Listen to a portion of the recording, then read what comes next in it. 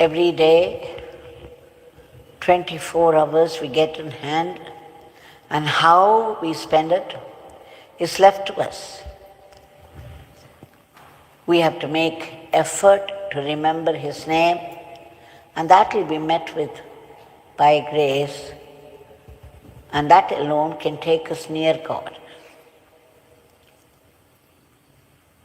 Now, Bhagwan has given us a wonderful prescription of His name, a name equipped with His power, grace and presence. Let us remember, the minute we call out the name, He is instantly present. Whether you know it or not, whether you are aware of it or not, He is there. And He is aware of your thoughts, feelings and prayers. And He does the needful. Now, when we chant His name,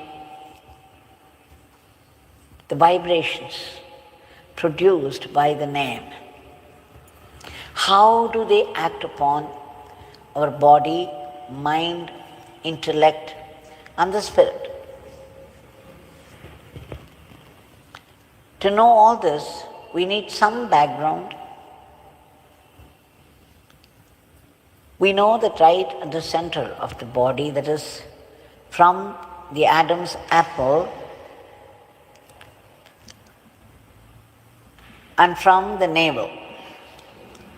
If you find the center, the distance between the navel and the Adam's apple, you find the center of this, and that is where the spiritual heart is seated. Now, this spiritual heart is hanging downward, surrounded by so many nadis, channels of energy, subtle channels of energy. It cannot be seen by human eye. Now, within this is Chitakash, the Chit Akash, meaning the prajna,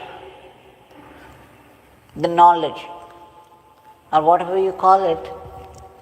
The space there is like our physical Akash. Here it is an Akash which is full of consciousness.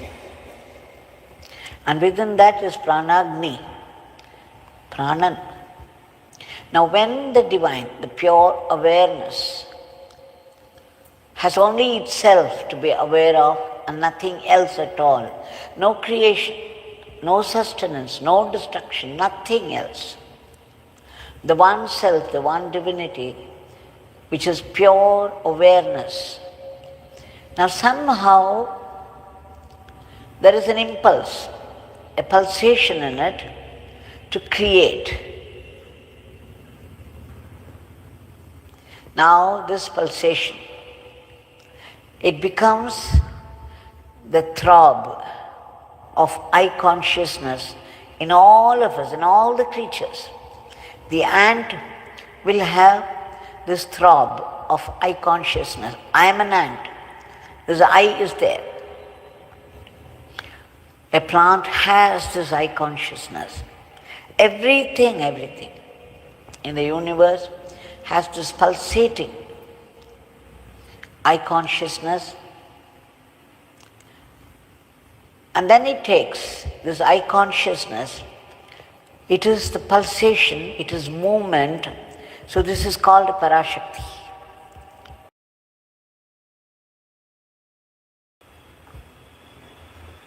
Now what does it do when we chant?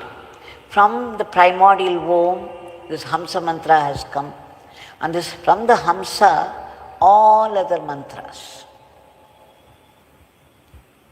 When there is no creation at all the sounds and all the pranas, the restless manifestation of the pranas, they are all there, the primary I consciousness, and they don't manifest, unmanifest. It's called the potential. Now it manifests as prapancha, as your in and out breath in the creatures. So this prana, from which the Hamsa mantra comes, it gives rise to all other mantras. Om Namah Shivaya, Om Namo Narayanaya. These mantras all come from the Hamsa mantra. The Hamsa mantra comes from Om, the primordial sound. It's called Shabda Brahman. So you see, the sound has power. The mantra is a combination of sounds. Each letter has come from the throb of high consciousness, from Parashakti. Each letter, each akshara has come from Parashakti, who is the movement of Shiva, the stillness. So, every mantra has letters typical of the mantra, and each letter is empowered. Each letter carries a specific Shakti. So a combination of letters, a combination of aksharas has a power of its own. Om Namah Shivaya, Om Namo Narayanaya. Each letter of these mantras has power.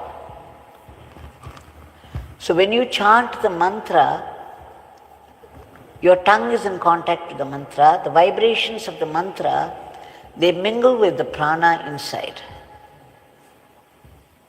And what does the prana do? I already told you the pranagni, when you eat food, this food goes to the pranagni first. And what does the pranagni do? It eats up the food, it consumes, and then sends it back to all parts of the body as heat.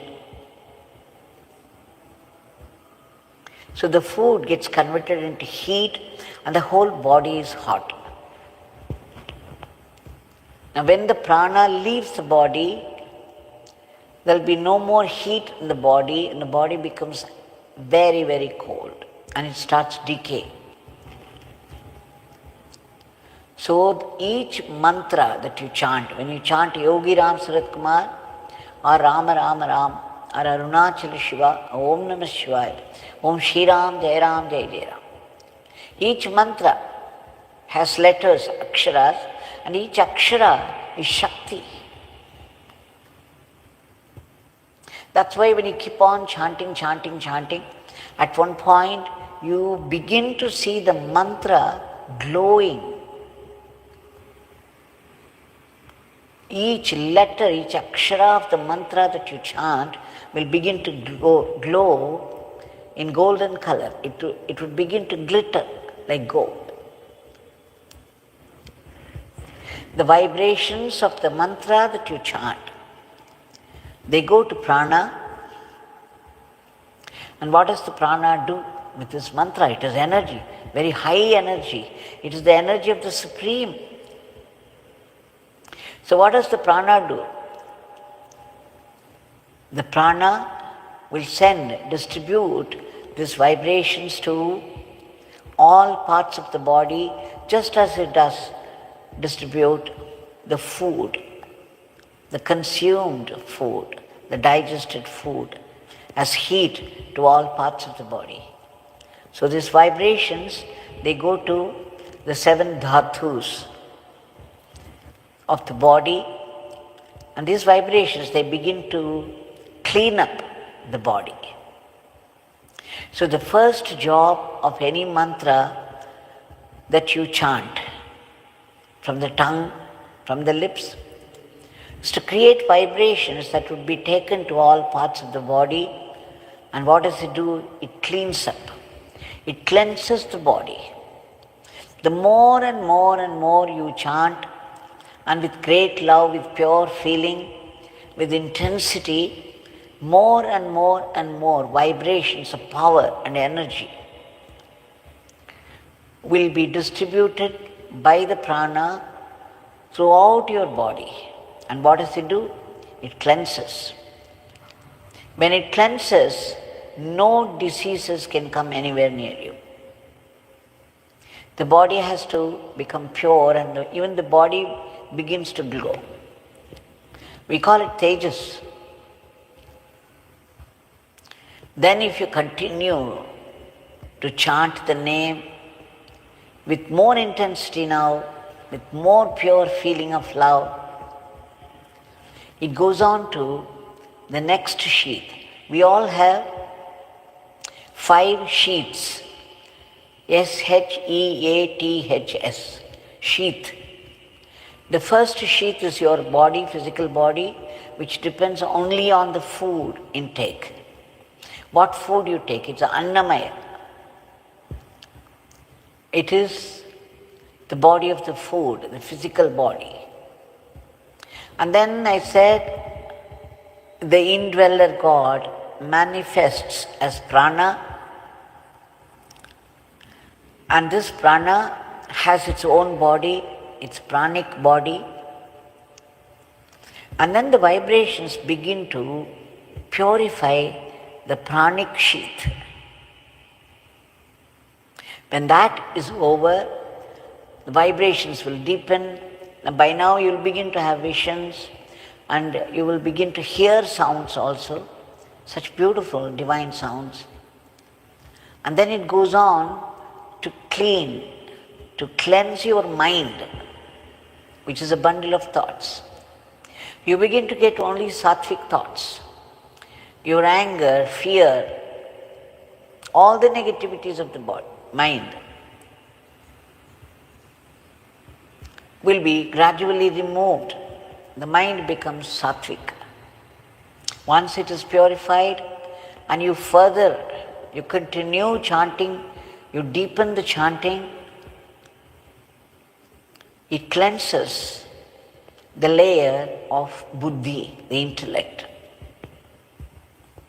so that it will no more think up crooked ways. It will not twist anything, it will not misinterpret. This is called Vijnanamaya Kosha. And then what happens? Anandamaya Kosha. The 5th sheath is Anandamaya. And beyond that is the Turiya, the state of permanent peace and joy, bliss. Now, this much work will be done by the mantra that you chant. So you see how valuable it is. You can never underestimate the value of a mantra. All that you have to do is go on chanting and chanting and chanting with a deep longing for realization of the Supreme. O Lord, please reveal yourself to me.